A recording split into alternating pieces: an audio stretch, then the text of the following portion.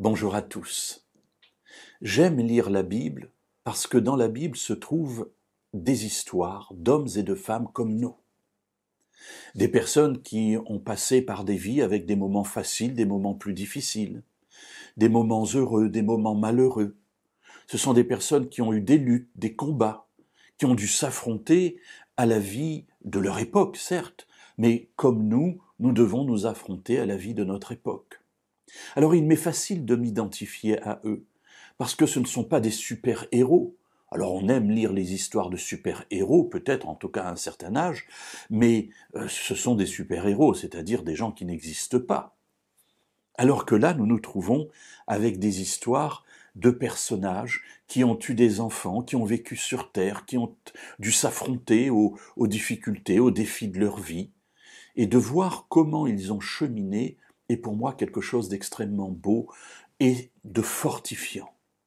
Bien sûr, je pourrais dire que cela m'instruit. Oui, bien sûr, j'en tire des enseignements, mais le premier intérêt, si vous me permettez cette expression, c'est que j'en retire de la confiance, de la paix, de la confiance en Dieu, sachant que, comme il les a accompagnés, il pourra et il peut aussi m'accompagner.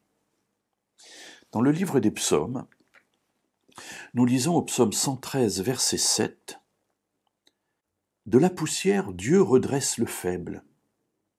Du fumier, il relève le pauvre. » C'est intéressant parce que le pauvre, ce n'est quelqu'un qui n'est pas riche, qui n'a pas de moyens vraiment de subsistance.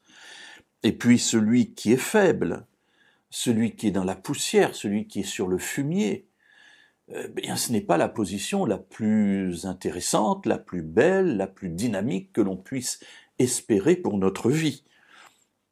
Alors oui, l'auteur de ce psaume connaît la vie. Et il sait que la vie n'est pas un long fleuve tranquille, mais qu'il y a des moments compliqués qui sont ici décrits comme étant dans la poussière, comme étant du fumier, et qui nous amènent parfois à être faibles ou pauvres. Que fait Dieu avec cette réalité? On pourrait dire qu'il s'en contente. Il est vrai que lorsque nous regardons le monde dans lequel nous vivons, bien nous nous disons qu'il y a des personnes qui n'ont pas la chance de pouvoir avoir Internet, de pouvoir avoir des méditations, de pouvoir avoir du matériel pour enregistrer des émissions, bref, qui n'ont pas de quoi manger ou de quoi boire, les éléments essentiels dans le sens le plus profond du terme pour vivre. Alors nous, quand nous disons que nous n'avons rien, nous avons déjà beaucoup de superflu par rapport à eux, mais eux manquent de l'essentiel.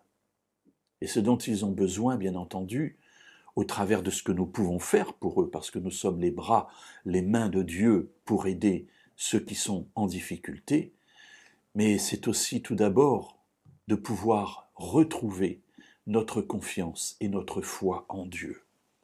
Il y a ici cette parole très forte qui, pour moi en tout cas, m'a fait du bien à de multiples reprises dans ma vie.